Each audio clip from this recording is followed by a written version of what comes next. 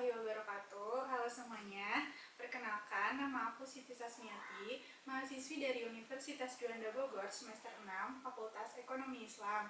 Nah, jadi di video ini saya akan menjelaskan tentang investment management.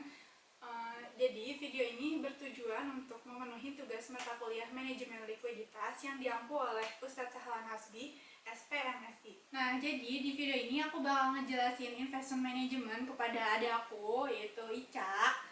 Nah, Ica sebelumnya udah pernah dengar belum kata investasi itu apa? Pernah. Apa itu? Kayak nabung-nabung gitu kan? Nah, iya betul. Penanaman modal untuk masa depan.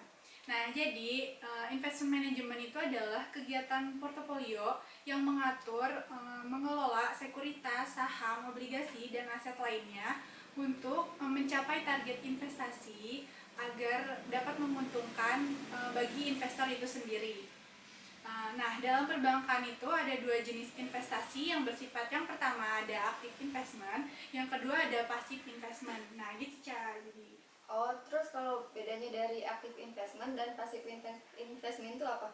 Nah, kalau active investment itu adalah penanaman modal dalam bentuk aset yang spekulatif, jangka pendek, terus mengoptimalkan sekundari untuk mencegah adanya idle funds. Jadi, kalau passive investment itu adalah investasi yang memerlukan analisis cermat, baik dari segi makro maupun segi mikro, sekuritas, komoditi, dan dalam passive investment itu harus menggunakan strategi pengelolaan sekuritas portofolio yang berpatokan pada primary reserve dan secondary reserve. Nah, selain itu harus juga menggunakan sekuritas yang memenuhi kriteria high quality yang diisu oleh perusahaan yang memiliki performa dan marketable. Selanjutnya ada instrumen investment. Nah, jadi instrumen investment itu adalah surat berharga yang dimiliki oleh bank dalam rangka mengoptimalisasikan return dan penggunaan dana dan memanfaatkan idle funds sehingga terjadi over liquid dalam bentuk kas atau giro di Bank Indonesia. Nah, ada juga jenis dari instrumen investment itu sendiri, ada 10. Yang pertama itu ada promissory notes, commercial paper, treasury bill, certificate of deposit, sertifikat Bank Indonesia, banker acceptance, note issuance facility, revolving under facility, reforecast agreement, bill of exchange. Nah, selanjutnya ada transaksi yang dilarang. Transaksi yang dilarang itu udah diatur oleh Peraturan Bank Indonesia nomor 7/14 Peraturan Bank Indonesia tahun 2005, tanggal 14 Juni 2005, melarang transaksi yang dilakukan bank dengan pihak asing.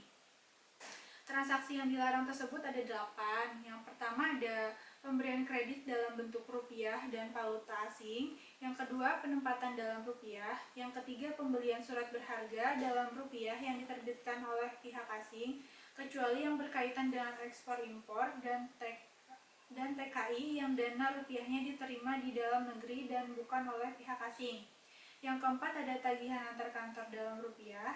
Yang kelima, ada tagihan antar kantor dalam valuta asing dalam rangka pemberian kredit di luar negeri. Yang keenam, ada penyertaan modal dalam rupiah.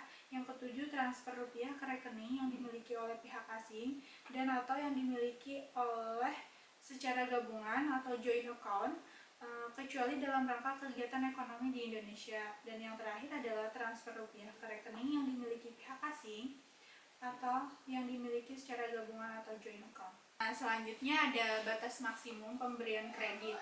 Ada 3 pihak. Yang pertama ada pihak terkait, yang kedua pihak tidak terkait, dan yang ketiga itu BUMN. Nah, dari pihak terkait itu mendapatkan 10% dari modal bank. Terus yang kedua ada pihak yang tidak terkait. Nah, dari pihak tidak terkait itu dibagi menjadi 2. Yang pertama, dari satu perusahaan itu mendapatkan 20% dari modal bank, dan yang kedua itu dari per kelompok itu mendapatkan 25% dari modal bank.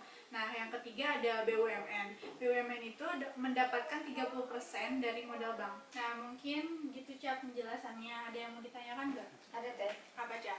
Kenapa BPMK BUMN lebih besar daripada yang lainnya? Nah, BPMK, BUMN lebih besar daripada yang lainnya itu karena BUMN itu diperuntukkan untuk pembiayaan negara, misalnya pembangunan negara. Terus BPMK BUMN ini juga udah sesuai dengan peraturan Otoritas Jasa Keuangan nomor 15. Nah, mungkin sekian penjelasan dari saya. Semoga video ini bermanfaat buat kita semua. Mohon maaf apabila ada kekurangan dan kesalahan. Sekian dan terima kasih. Wassalamualaikum warahmatullahi wabarakatuh.